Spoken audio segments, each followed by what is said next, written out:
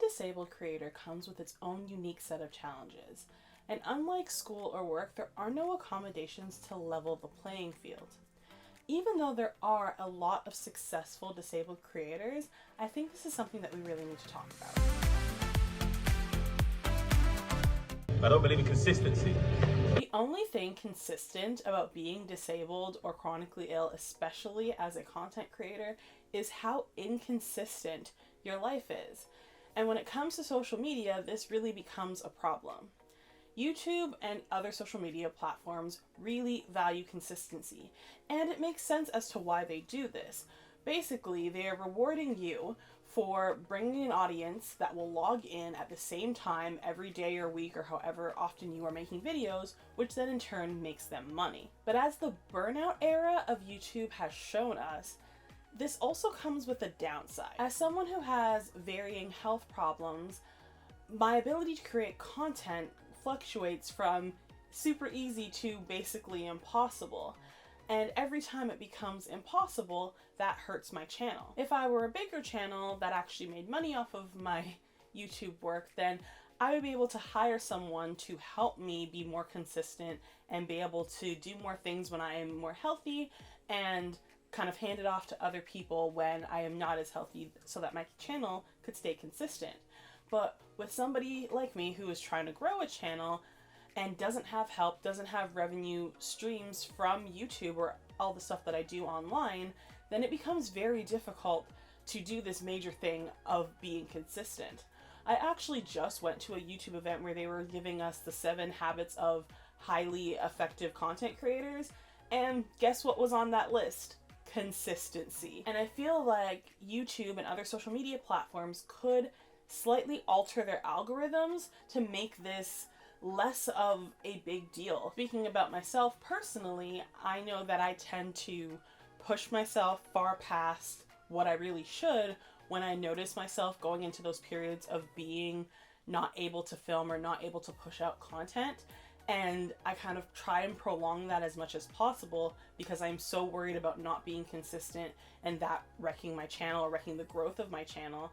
And then I push myself until I break, and then I'm super inconsistent, as seen by when the last time I actually posted a video on this channel was, and it just creates a horrible vicious cycle. Not advertiser friendly.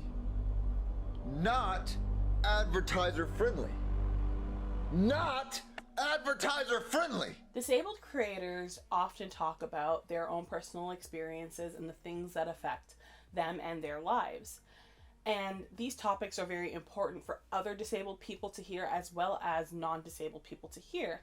But these topics tend to somehow be put into this category of being not advertiser friendly, which can vary from being like a lower CPM to being completely demonetized and suppressed. And this actually pretty much silences disabled voices on platforms like YouTube. Were you silent or were you silenced? Because YouTube's goal at the end of the day is to make money. And if we don't value the experiences and the topics that disabled people talk about, you are in an effect discouraging them from talking and making content about their lives. TikTok does do a slightly better job at kind of serving this kind of content, disabled content, to the people who want and need to hear about it, so mostly disabled people. But it has also led to things like words like neurospicy. You should stop using weird infantilizing words to describe like actual things. Like what? Like neurospicy, it's already hard enough to get people to talk about these things, but you add this like weird millennial flavor onto it, it's like Because saying certain words when it comes to being disabled or the disabled lived experience gets suppressed, so people are coming up with other words to kind of get around those filters. And I think it's really important to talk about this because we should be able to talk openly and not have to create a whole other language to talk about our disabilities. Not that I hate the word neurospicy or anything like that, but somebody who has never heard about it, somebody who is older, who might not be on social media as much, when they hear people talking about it, they don't know that it is them that they are talking about or their experiences that they are talking about, because they don't even know this whole separate sub-language that has been created just to get around these content filters. As a neurospicy girly, I kind of love and hate when people ask me what my hobbies are. Money, oh money, how I love thee. Cha-ching, cha-chong, cha-changaroo. From pennies to dollars, any amount will do. Being disabled in and of itself costs a lot of money.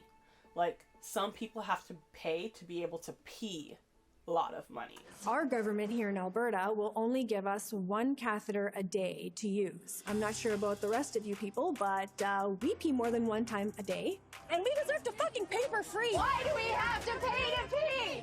It makes it way harder for disabled people to invest in things like gear and other resources that would make content creation that much easier.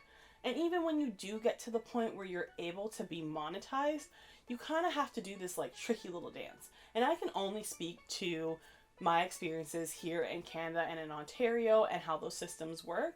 But I know it's kind of similar in the US as well, that for disabled people, we have like a threshold of income we are allowed to make before we lose supports that we need. States still allow this practice to happen. Why can't we just get rid of the minimum wage altogether? Because of healthcare, disability programs, and services. Things like Medicaid are income-based. So if disabled people make too much money, they no longer qualify for that program, and several others. So if a disabled creator is on any type of government support program, there are limits to how much they are allowed to earn, how much they are allowed to save, what kind of assets they are allowed to have. So even if they are in a trajectory to becoming very successful on YouTube or another social media platform, there will always be this gap of time where they are earning too much money or have too many assets and completely lose all of the supports that they had been getting previously. And then that between there and when they can actually afford to reinstate those supports for themselves. And that is a very, very vulnerable and dangerous time. And I would really love to see platforms begin to create some sort of system that has those kinds of supports or similar supports in place for disabled creators, so that they don't feel like I can't get too successful on this platform, or I can't make too much money, or I'm going to lose everything and then become extremely unhealthy or just lose all the supports that they had previously. Also, depending on what type of disability somebody has, they definitely have a higher barrier to entry to even begin creating in the first place.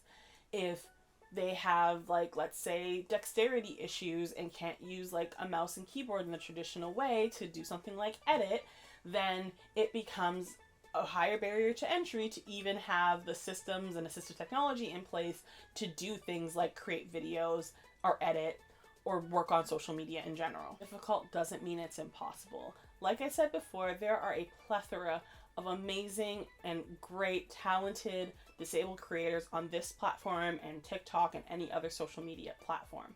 But I do want to start this conversation as like a jumping off point so that we can have a conversation on what these platforms can do to be more accessible, to be more inclusive, and to help everybody have more of a voice. If you yourself are a disabled creator, I would love to hear your opinion in the comment section down below on what struggles you've had as a disabled creator and what strategies you are using to kind of help work around things like that. Thanks for watching.